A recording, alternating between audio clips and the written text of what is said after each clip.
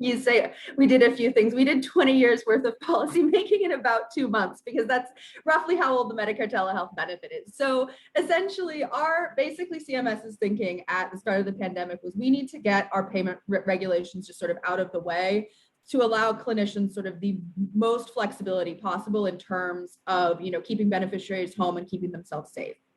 So we had a couple different tools that we could use to do that. The first tool was they're called 1135 waivers. Basically, Congress gave CMS the ability, well, the secretary specifically, but CMS, to waive all of the statutory restrictions. And so there were two sets of waivers. And in the first set, we were able to waive the geographic and site of service restrictions. So this meant that beneficiaries did not have to be in rural areas. And most importantly, beneficiaries could be in their homes.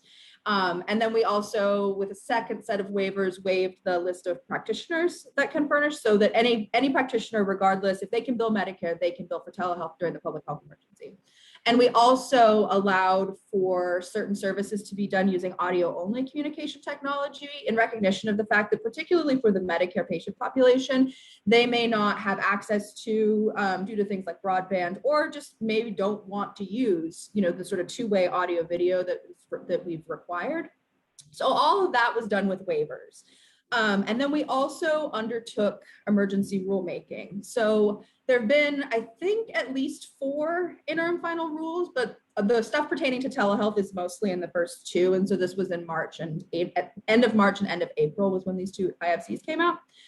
And so most significantly there, we added services to what we call the Medicare telehealth services list. So this is a list of CPT codes and HCPCS codes that are all of the services that can be paid for using, when done using Medicare telehealth. And so in the past, prior to the pandemic, we would, through the physician fee schedule rulemaking process, we would sort of take, we would add a few services here and there. But at the start of the pandemic, I think we added like over 100 services to that list. And then in the second IFC, we added more. I think that the total is we've added about 300 additional services to the list for the public health emergency.